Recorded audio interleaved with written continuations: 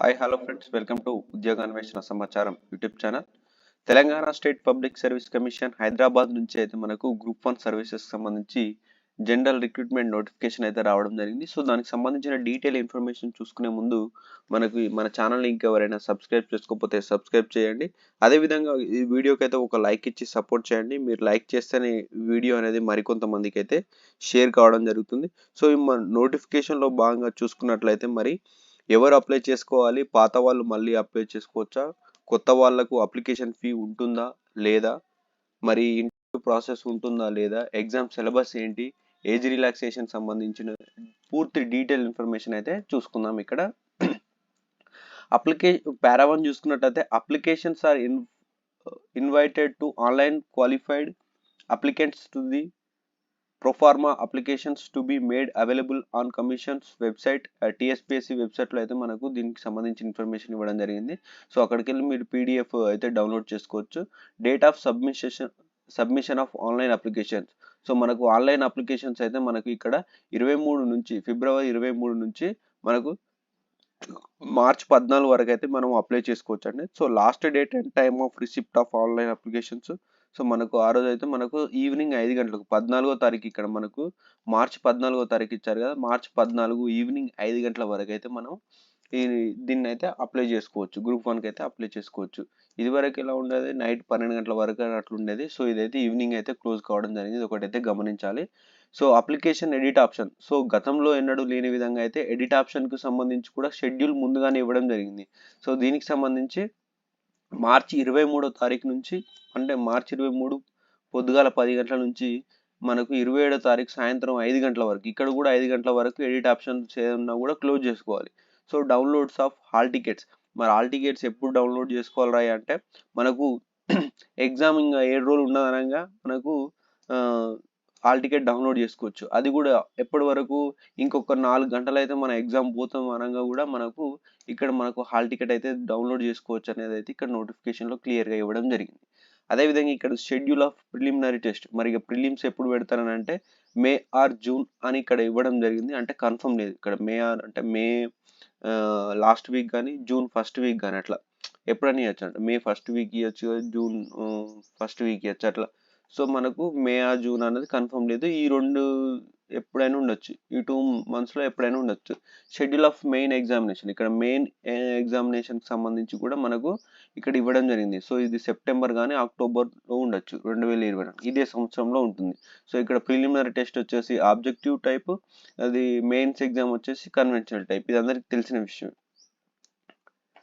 ఇక్కడ మనకు candidates are advised in their own interest to submit online applications much before and closing the date and not wait to the last date of avoid the possibility disconnection and inability or failure login to TSPSC website account heavily load and website during the closing date.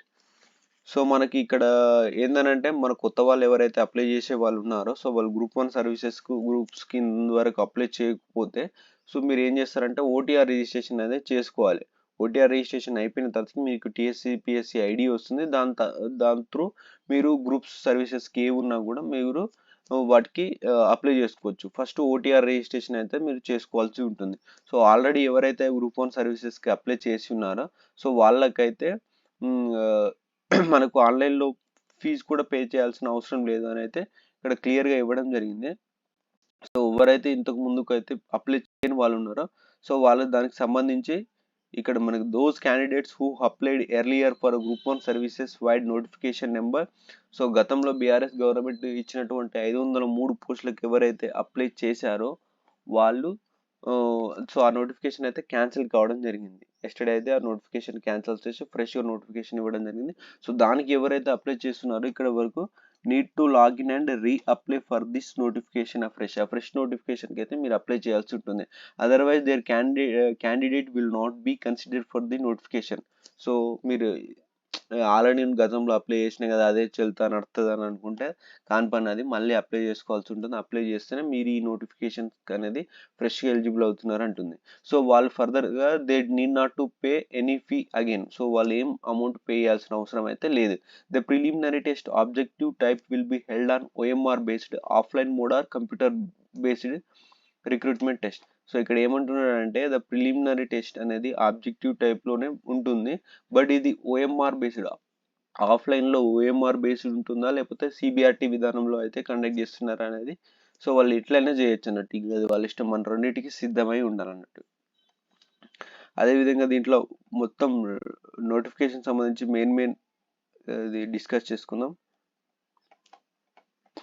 So ఇక్కడ దీనికి the detail vacancies of are as follows అని ఇచ్చాడు. So ఇక్కడ మనకైతే ఇక్కడ చూసుకోవచ్చు 115 posters అయితే ఉన్నాయి డిఎస్పికి సంబంధించి, deputy superintendent of police category 2.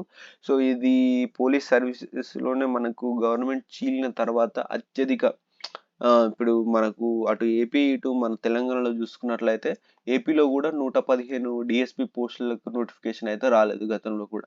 So మనకి ఇప్పుడైతే హైయెస్ట్ అన్నట్టు నోటిఫికేషన్ నెంబర్ ఆఫ్ వేకెన్సీస్లో డిఎస్పి పోస్టులకు అనేది. సో హైయెస్ట్ 115 పోస్టులు అని అంటే అది మామూలు విషయం అని అంటే కాదు. సో మన టార్గెట్ అనేది ఎప్పుడైనా కూడా గట్టిగానే పెట్టుకోవాలి, అరే మనకు వస్తుందా అది అని చెప్పేసి అయితే అట్లా ఉండకూడదు. ఇక్కడ చూసుకున్న అసిస్టెంట్ ఎక్సైజ్ సూపరింటెండెంట్ ఇక్కడ వచ్చేసి 30 పోస్టులు ఉండడం జరిగింది. సో అదేవిధంగా ఇక్కడ మున్సిపల్ కమిషనర్ గ్రేడ్ 2 సంబంధించి 41 పోస్టులు ఉండడం జరిగింది. సో ఇందులో ఉన్న భారీగా ఉన్న పోస్టుల గురించి చెప్తున్నా. అదేవిధంగా ఇక్కడ 45 పోస్టులు వచ్చేసి మనకు డిప్యూటీ కలెక్టర్ సివిల్ సర్వీసెస్ సంబంధించింది అయితే ఇక్కడ 45 ఉండడం జరిగింది. సో అదేవిధంగా ఇక్కడ చూసుకోవచ్చు ఎంపీడీఓ పోస్టులు అయితే మనకు ఇక్కడ 140 ఉండడం జరిగింది. ఎంపీడీఓ పోస్టులు అయితే మనకు ఇక్కడ 140 ఉండడం జరిగింది. సో ఇక్కడ వచ్చేసి 38 పోస్టులు assistant treasury officer, assistant account officer, assistant lecturer in the training college and school సంబంధించి ఇక్కడ 38 పోస్టులు ఉండడం జరిగింది. సో మనకు ఇప్పుడు వచ్చిన నోటిఫికేషన్ 563 పోస్టులకు అయితే మొత్తంగా 563 పోస్టులకు రావడం జరిగింది. సో 60 పోస్టులను అదనంగా యాడ్ చేస్తూ కూడా మనకు గవర్నమెంట్ అనేది నోటిఫికేషన్ అయితే రిలీజ్ చేయడం అయితే జరిగింది.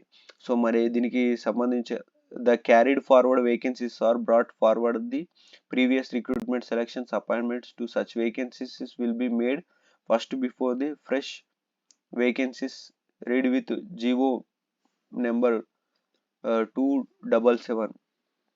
సో ఇక్కడ డేటెడ్ ఆన్ ఇక్కడ మనకు non joining vacancies of this carried forward to the next recruitment as per GO backward classes and welfare సంబంధించి.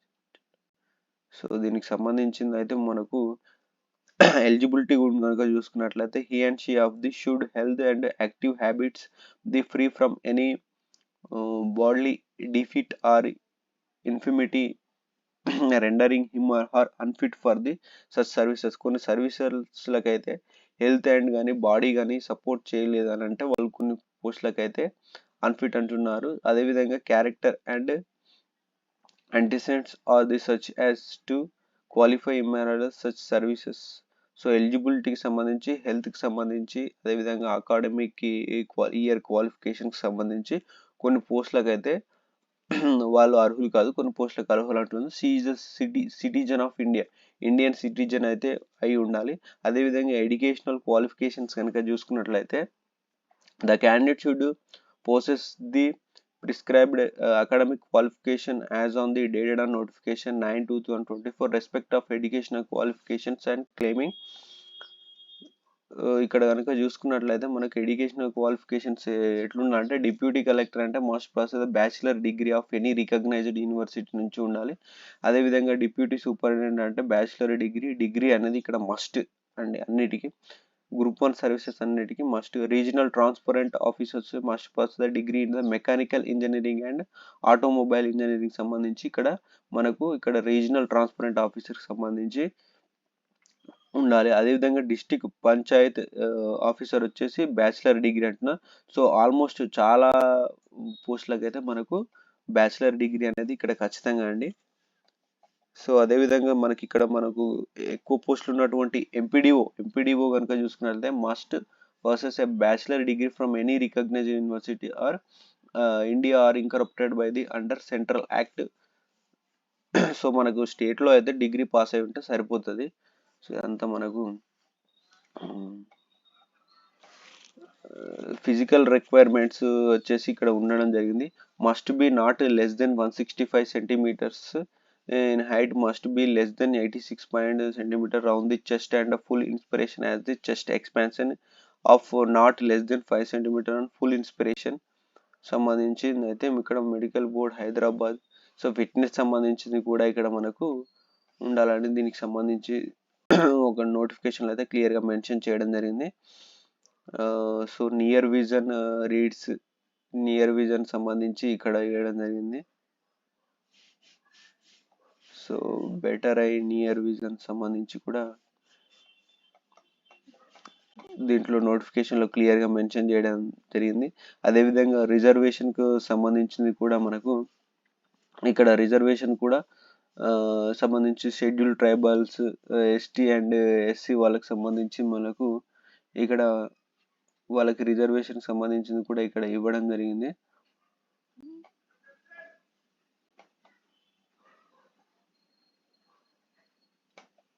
ఏజ్ రిలాక్సేషన్ సంబంధించింది కూడా the candidates belong SC, ST, BC, EWS and PDFs who will avail upper age relaxation will also be consider for open category vacancies అని సంబంధించి ఇక్కడ క్లియర్గా అయితే ఇందులో mention చేయడం జరిగింది. సో దీనికి సంబంధించిన మనకు రిజర్వేషన్స్ ఆఫ్ లోకల్ క్యాండిడేట్స్ వచ్చి లోకల్ రిజర్వేషన్ 95% ఉంటుంది. అదేవిధంగా must be multi zone 1 and zone 2 system అయితే ఇక్కడ మనకు క్లియర్గా మెన్షన్ చేయడం జరిగింది. సో మనకు ఇంకా డీటెయిల్ నోటిఫికేషన్ కనుక చూసుకున్నట్లయితే ఇక్కడ మల్టీ జోన్ 1లో వచ్చేసి ఆసిఫాబాద్, కొమరంభీం, మంచిర్యాల, పెద్దపల్లి, జయశంకర్, భూపాల్పల్లి, ములుగు డిస్టిక్, అదేవిధంగా ఆదిలాబాద్, నిర్మల్, నిజామాబాద్ అండ్ జగిత్యాల డిస్టిక్స్ వస్తున్నాయి. కరీంనగర్, సిరిసిల్ల, రాజన్న, అదేవిధంగా సిద్దిపేట, మెదక్, కామారెడ్డి డిస్టిక్ అండ్ అదేవిధంగా కొత్తగూడెం, భద్రాచలం అండ్ ఖమ్మం, మహబాద్, Hanamkonda, Warangal urban and Warangal rural districts అయితే మనకు మల్టీ జోన్ 1 కింద వస్తున్నాయి. సో ఈ 4 ఏదైతే ఉన్నాయో మనకు జోన్ 1 కిందకి వస్తున్నాయి. అదేవిధంగా మల్టీ జోన్ 2 కింద వచ్చేసి సూర్యాపేట, నల్గొండ, భువనగిరి, యాదాద్రి భువనగిరి, జనగాం డిస్టిక్, అదేవిధంగా మేడ్చల్, మల్కాజ్గిరి, హైదరాబాద్, రంగారెడ్డి, సంగారెడ్డి, వికారాబాద్ డిస్టిక్ వచ్చేసి మల్టీ జోన్ 2 కింద వస్తున్నాయి. సో ఏజ్ కనుక చూసుకున్నట్లయితే మినిమం ఏజ్ వచ్చేసి మనకు ఇక్కడ ఏజ్కి సంబంధించిన అయితే ఇక్కడ మనకు క్లియర్ కట్గా ఇవ్వడం జరిగింది. సో ఇదంతా ఒకసారి అయితే చూసుకోండి ఏజ్కి సంబంధించింది ఏ విధంగా ఉందో. అదేవిధంగా category of Telangana state government employees relaxation of age up to 5 years వరకు అయితే మనకు ఏజ్ రిలాక్సేషన్ ఇవ్వడం జరిగింది. అదేవిధంగా ఎక్స్ సర్వీస్ మెన్కి వచ్చేసి 3 years, అదేవిధంగా ఎన్సీసీ వాళ్ళకి వచ్చేసి మనకు 3 years ఏజ్ రిలాక్సేషన్ ఇవ్వడం జరిగింది. ఎస్సీ, ఎస్టీ వాళ్ళకి అయితే 5 years ఇవ్వడం జరిగింది. అదేవిధంగా ఫిజికల్లీ హ్యాండిక్యాప్డ్ ఎవరైతే ఉన్నారో వాళ్ళకైతే 10 years ఇవ్వడం జరిగింది. సో మనకి దీనికి ఏ విధంగా అప్లై చేయాలి, దానికి అప్లికేషన్ సంబంధించిన యూజర్ గైడ్ వచ్చేసి మనకు ఇక్కడైతే క్లియర్గా ఇవ్వడం జరిగింది. ఒకసారి నోటిఫికేషన్ కనుక మీరు క్లియర్గా చదువుకున్నట్లయితే మీకు అర్థమవుతుంది, దీనికి సంబంధించిన ఇన్ఫర్మేషన్ అనేది పూర్తిగా అయితే మీకు అర్థం కావడం జరుగుతుంది. సో ఇక్కడ మనకు కన్ఫర్మ్ అండ్ సబ్మిట్ అని ఇచ్చారు. సో ఒకసారి ప్రివ్యూ అప్లికేషన్ చూసుకున్న తర్వాతకి మనకు తర్వాత మీకు సబ్మిట్ సేవ్ ఆప్షన్ అయితే ఉంటుంది. సో ఎడిట్ ఆప్షన్ కూడా మనకు ముందుగానే ఇచ్చారు. ఏదైతే మనము కరెక్ట్ చేసుకోవాలనుకున్నామో అది 23వ తారీఖు నుంచి అయితే మనం కరెక్ట్ చేసుకోవచ్చు. టెక్నికల్ ప్రాబ్లమ్స్ అవి ఇవి ఏమన్నా ఉన్నా కూడా ఇక్కడ మనకి ఇచ్చిన నెంబర్లకు అయితే మీరు కాల్ చేసుకోవచ్చు. టైమ్స్ వచ్చేసి 10:30 నుంచి మనకు పొద్దుగాల 10:30 నుంచి మధ్యాహ్నం 1 గంటల వరకు, తర్వాత లంచ్ బ్రేక్ 1/2 hour ఉంటుంది. ఇక్కడ 1:30 నుంచి మళ్ళీ 5 గంటల వరకు ఉంటారు. వర్కింగ్ డేస్లో అయితే మీరు ఎప్పుడైనా కాల్ చేయొచ్చు. మెయిల్ కూడా మనకు helpdesk@tspsc.gov.in అయితే మీరు మెయిల్ కూడా చేయొచ్చు. అదేవిధంగా ఇక్కడ అప్లికేషన్ ప్రాసెసింగ్ ఫీ అయితే ఇవ్వడం జరిగింది. సో దీనికి సంబంధించింది మరి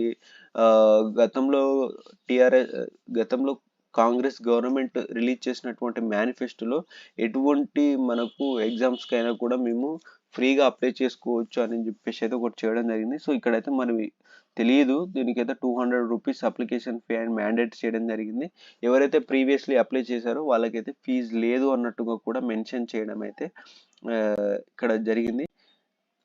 so each applicant has to pay 120 rupees for towards examination fee, submit to following and so ఇక్కడ మరి అప్లికేషన్ ఫీ 200, అదేవిధంగా ఎగ్జామినేషన్ ఫీ 120 రూపీస్ అనేది ఇక్కడ ఇవ్వడం జరిగింది. Those applicants who have earlier applied for the notification, మరి క్యాన్సిల్ అయిన నోటిఫికేషన్కి పే చేసినటువంటి వాళ్ళు మళ్ళీ పే చేయాల్సిన అవసరం లేదని కూడా అంటుంది. మోడ్ ఆఫ్ పేమెంట్ సంబంధించి ఇక్కడ మనకు దానికి సంబంధించిన డీటెయిల్స్ ఇవ్వడం జరిగింది. So scheme for of examination. So ఇక్కడ మనకు సెంటర్స్ వచ్చేసి మనకి ఇక్కడ చూసుకున్నట్లయితే ఆల్మోస్ట్ అన్ని సెంటర్స్ ఉండడం జరిగింది. అన్ని డిస్ట్రిక్ట్ సంబంధించిన సెంటర్స్ అయితే మనకి ఇక్కడ అవైలబుల్గా ఉన్నాయి.